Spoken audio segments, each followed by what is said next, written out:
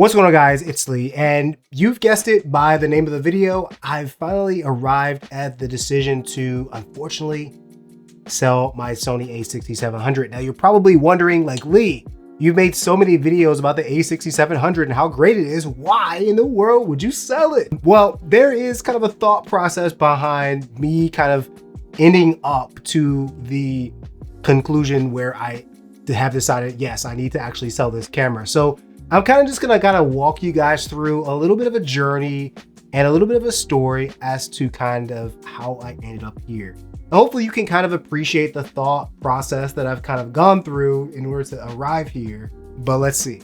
And so if we go back a couple years ago, I was basically making YouTube videos on my other channel. And so things were going great. I was using the camera that I had available at the time, which was the Sony A7 III. Sony A7 III is a beast of a camera, high resolution. It's phenomenal for photography. It also shot 4K video, which I definitely wanted to make sure I did for my YouTube videos to kind of future-proof them. And so everything was going fine. But what ended up happening is that I started to realize over time that every time I would have a photography gig, I would have to break down my setup. I'd have to take it off the tripod, remove the wireless microphone or the hot shoe microphone, and I'd have to do a lot. And then I would put it in my bag, I'd go do the gig, and then it would be time to make another video. And I have to set it back up, put it all together. It kind of became a pain in the ass, okay? And so I was just like, dang, like I wish I just had a camera that was just dedicated just for YouTube videos. That would be great, you know, because it really got on my nerves. And so I was like, okay, so what I can do is, I just kind of think, I was like, all right, what I can do is I can use my Sony A6400 and record some videos sitting at my desk at the time, and it worked out really well. So I started making videos sitting at my desk. I used my pod mic for a while. I got a Shure SM7B. I was making videos. Everything was great. It was sounding good. It was looking good. And I was just like, well, what if I want to shoot videos, you know, somewhere else? If I want to do more talking head videos like this, what do I do? What ended up happening is I was just like, okay, well, I'm going to use my Sony A7 III. And so I started using that again, but then very quickly, I remembered the pain in the ass, breaking down, setting up, all of that. It got on my nerves. I was just like, I need another solution. And then also, as I started getting more into my YouTube videos, I started to do a little bit of research, because one of the things that I started noticing about people's videos was that their videos kind of had a certain look to them, right? So as a photographer, there are so many different types of photographers out there. You can look at a photographer's photo and you can be like, I know who shot that, right? Because of the way that it looks, the feel of the photo, right? The colors that they use, right? Also, there are different types of photographers. There's dark and moody, there's bright and airy, the warm, the orange. There's so many different types of looks that you can get for photos. And those looks kind of define that photographer, right? That professional. And so one of the things that I noticed about YouTube videos for some people who were here making videos is that their videos had a look to them, a vibe, a feel, and it was very unique. And I was just like, man, how do they do that, right? And so I started to learn a little bit more about what log footage is. I had heard about it, but didn't know a lot. So don't clown me on that. But I was like, wow, this is really cool. This is really interesting, but I need to do that, right? And so I looked at my camera. It didn't shoot S-Log3. I read things that S-Log2 wasn't the best. It was okay, but then sometimes the footage fell apart when you record, when you actually kind of go and color grade it. I was like, okay, I need a camera that shoots S-Log3 for sure. What camera can do that? And so that kind of led me down another research road. And then this camera came out, the Sony A6700, which I was like, wow, this camera is a beast. It's 26 megapixels. It shoots 4K video. It has 10-bit 422 S-Log3 like capabilities. I'm like, wow, this camera is amazing. And then I started thinking about other ways I can use this camera. I'm like, I can use this camera when I go on vacation because I can use my APS-C lenses. It's smaller, it's more compact, it's less intrusive. And I can not have to worry about if I lost this or if it gets stolen. It felt like a right choice. And so I got it. I started making videos, and the videos were crispy, sharp, beautiful. I mean, it was a definite step up from my Sony A7 III videos. You know, even though I was shooting in 4K, these videos are just so much better coming out of this camera. I was just really, really impressed. And it was working really well for me for a while. I was really happy with this camera for quite a while. But then I had an issue.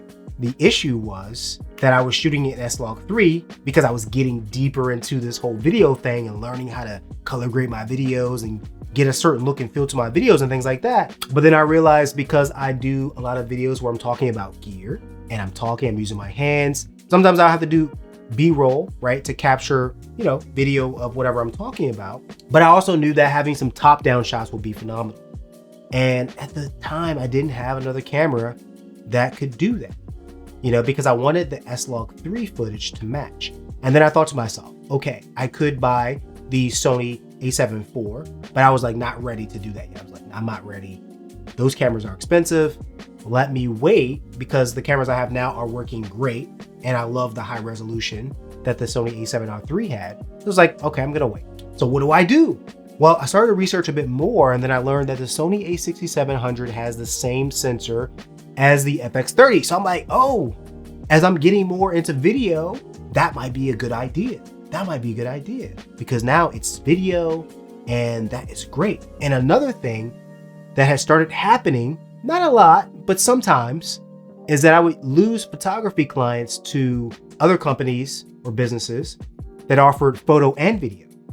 So I was just like, okay, well, as I get more into video with this YouTube stuff, and then also maybe the possibility might present itself where I can shoot some video work, right? Maybe do a little bit of videography for weddings, kind of ease myself into that. I can use the FX30 to do that. Maybe use the A6700 as like maybe the backup for some lower budget weddings and be happy, right? Maybe try it out. And so what ended up happening is, of course, you guessed it, I ended up buying the Sony FX30. The Sony FX30 is an amazing camera, same sensor, same look, S-Log3, 10-bit 422 color, S-Log3, you name it. It's all here in this camera, phenomenal. And I already had a few APS-C lenses, made sense. So there we go. Now I have my Duo. I was very happy. I was shooting video, I was doing S-Log3, everything was phenomenal. But then you're probably like, okay, Lee, like it sounds like everything was great. Like, why do you want to sell the A6700? What does it, like, what's going on? Did something happen? Well, this year I lost more clients than I did last year to businesses that offer photo and video. And it has become, it's not crazy frequent, but it's frequent enough to where it really has become a pain in the ass. Even if I can kind of loop in a photographer, videographer friend that I know to kind of take on the wedding myself, they still be like, no, I'd rather somebody else who offers both already. And so that's kind of been something that's been happening. It's been really annoying. So I thought to myself, well, maybe I might have to start offering video a bit more and maybe hire somebody to do the photos sometimes, and I can do the video, or somebody who knows how to do video and photo, and we can kind of take on some weddings. Like maybe I need a new strategy, so I don't keep losing clients because I'm losing out on money with people who would otherwise hire me. And so it's very frustrating. So I was just like, okay, how am I going to do this, right? What does this setup look like? I started to research kind of like what some videographers were doing in terms of the gear that they use, the setups that they have. And I talked to a videographer friend and a couple other videographers that I've met at different weddings. And essentially what I came to the conclusion of is that obviously I already know I need a camera that has 2 dual card slots, because I don't want to shoot something like a wedding with a camera that only has 1. And although I'm probably going to be okay with 1 card slot with this A6700, it's just one of those things that I wouldn't want to do for too long because I would hate to lose footage, right, at all. So then I thought to myself, okay, well, what do I do? I've kind of gotten to the point where I know that I want to upgrade my cameras that I use for photography primarily. And so the camera that I had been looking at is the Sony A7 IV. And it's been out for a little while, right? I like to buy my cameras, at an affordable price. And so during the Black Friday kind of month, I'll call it November, I actually was able to find brand new A7 IVs for $1850. So I was like, wow, this is great. So I got two to replace my A7 III. And I did that for a couple reasons. Number one, I knew that for photography, I did want the upgraded bodies. It has a deeper grip. It just feels better ergonomically, better on my hands. I don't have that cramping after a long day at a wedding. And then also there were some more features that I wanted to have advantage to be able to take advantage of as well. Thought that was cool. And then finally, you could shoot S-Log3, 10-bit color, same kind of specs. And I thought that was great. So I was like, okay, cool. And then I thought also about the fact that if I did want to do video, I could use the FX30 as my primary. And then I could maybe use the Sony A7 IVs if I only had like a video gig, right? Only video. I was like, that could work. But then also I kind of also heard that a lot of people had issues with their A7 IVs overheating. Some people said that never happened to them. Other people said that it happened. And so if you're shooting a wedding, you really don't want that to happen. You want it to be on, continuous. You don't want to have to worry about it. So I was like, okay, so I'm going to need something else. I thought about it and I was like, I could get another FX30 and then later get something else like the FX3, or I could get the FX3 as my main, this as my B camera, and then A7 IV as a C. I was like, I could do that too. And so honestly, that kind of made the most sense to me. And so I was just like, dang, I don't want to have to spin all that. But, you know, the FX3 is kind of a camera, like as I've been getting more into video, it's really a camera that is kind of a dream camera for me. And it's a camera that I know is very expensive, but I was just like, I think I should do this. And then also number two, I had like all these gift cards that I had kind of been saving like throughout the year. Sometimes I get different gift cards and stuff from different places or from different people. And I just had some that I had not used at all. So I was just like, okay, take all these cards that I've hoarded together, make these purchases. I had a few surprise gigs as well because the season had kind of started to slow down a little bit in terms of weddings. And so I started getting like some engagement sessions and things like that. I was like, okay, I got this extra money. Now I can justify it and make sense. So that's what I did. And so now where I'm at now, and you're probably starting to see, I already have two cameras for my photography business. I have the A6400 that I can use as a backup if I really, really need a backup, which I haven't needed. I've been fine with two cameras. And then also from a video perspective, I could have the FX3 and the FX30 and use one of my A7 IVs if I actually film a wedding.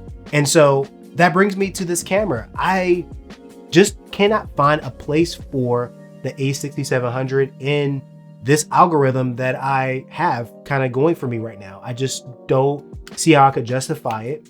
It's still a relatively new camera. It's an amazing camera. It's very, very lightly used. I should be able to get like good money for it.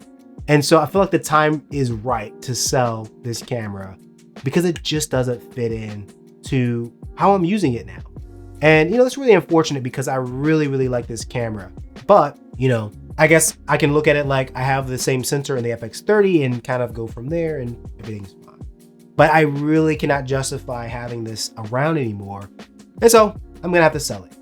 And along with my A7 III, I'm gonna get rid of those as well to kind of recoup some coins. And so, yeah, that's kind of how I ended up to the conclusion that I have to sell my A6700. So that is my long and drawn out story and thought process behind why I've arrived at this unfortunate decision, because it is a little sad because I do like this camera, a little bit bittersweet, but the time is right. And I say, why not, right? Now, if you enjoyed this video, thanks for watching. You made it here because, you know, not everyone makes it to the end of the video, so I appreciate it. If you made it this far, definitely hit the subscribe button for me. Hit the like button if you found some value in this video. But yeah, most of all, just thanks for listening to me, you know, kind of whine about why I have to get rid of a camera, even though I got new camera gear as well, which also sounds kind of crazy. But hey, that's just the reality of it. You know, gear comes and goes, and you just have to make the best of it. But anyway, thanks for watching this video. We'll see you in the next one.